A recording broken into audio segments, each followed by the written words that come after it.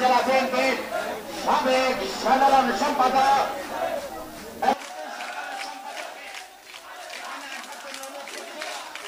আমরা এই দেশের দেখতে চাই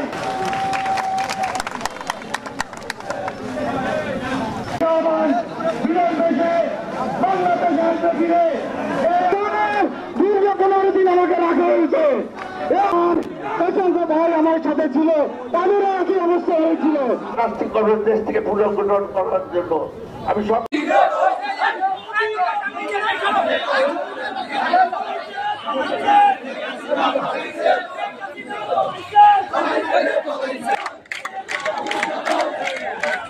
সভাপতি সাধারণ সম্পাদক আর সবাই নিচে থাকবে। সুখ সমৃদ্ধি কামনা করছেন, আমরা তাকে হারিয়ে ফেলেছে।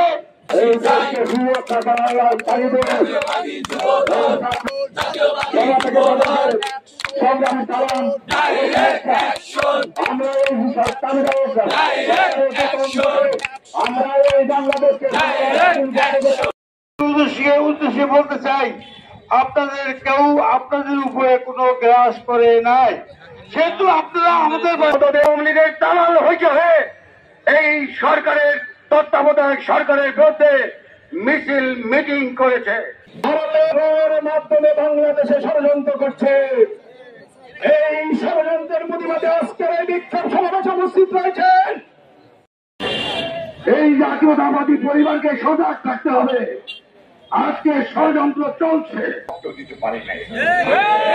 আজকে এসেছি সর্বপ্রথম আমি শ্রদ্ধার সাথে স্মরণ করি বীর পুরুষদের, যারা জুলাই মাসে নিরস্ত্র ভাবে বুকে তাজা রক্ত দিয়ে বাংলাদেশকে দ্বিতীয়বার মতো স্বাধীন করেছে।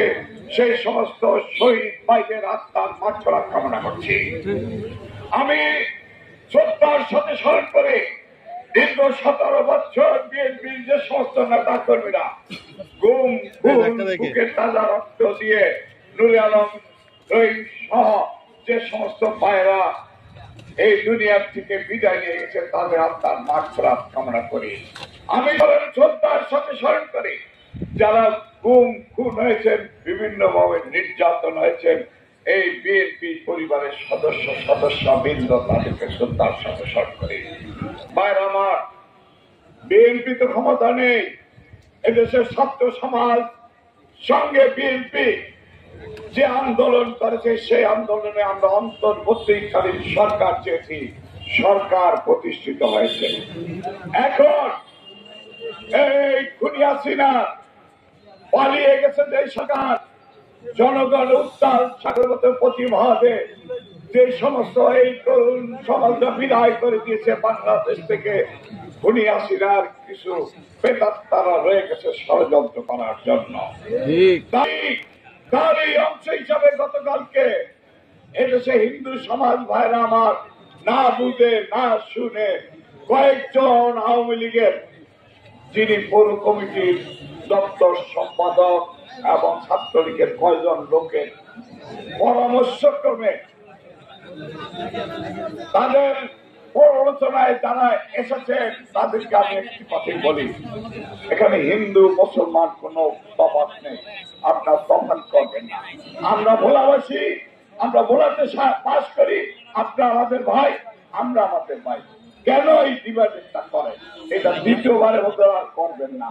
আমরা বর্তমান অন্তর্বর্তীকালীন সরকারকে সহযোগিতা করব।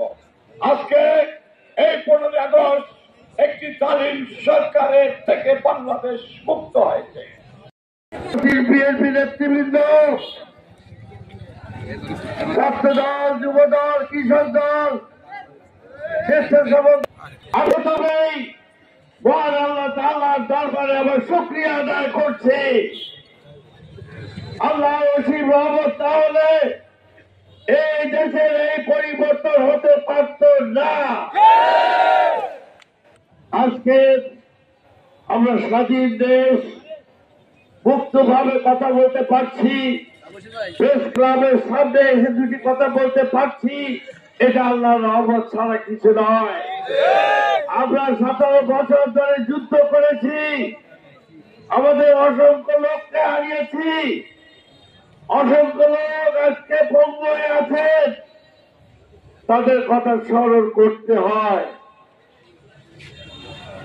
তাই আমি যে কথাটা বলতে চাচ্ছি, আমাদের বিএনপি নেতৃবৃন্দ যারা আছেন, আমাদের দায়িত্ব কিন্তু অনেক বেড়ে গেছে।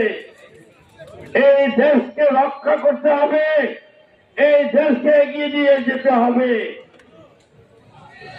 শেখ হাসিনার সরকার, আমাদের দুর্ভাগ্য, এই সরকার, শেখ হাসিনার সরকার আমাদের দেশের প্রতিটি ডিপার্টমেন্ট, প্রতিটি বিভাগকে সমূলে ধ্বংস করে গেছে। সর্বোচ্চ হাইকোর্ট, সুপ্রিম কোর্টকে ধ্বংস করে গেছে, ধ্বংস করে গেছে পুলিশ বিভাগকে, পুলিশ বিভাগকে তার ব্যক্তিগত বাহিনী করেছে, ধ্বংস করেছে শিক্ষা বিভাগকে। সুতরাং এমন কোন বিভাগ নাই যিনি ধ্বংস করে গেছেন। এই দেশে কিছু কর্মচারীকে প্রভাবিত করার চেষ্টা করতেছে কাউকে। আমি বলি আপনাদের ভালো চাই, আমরা সকলের ভালো চাই, কিন্তু যদি জড়িত থাকেন এই ছাত্র জনতা, এই আমাদের তরুণ সমাজ, তাদেরকে দেখিয়ে দেবে কি করতে হবে। আমরা ইনশাল্লাহ এই দেশকে দিয়ে আমরা এগিয়ে যাব।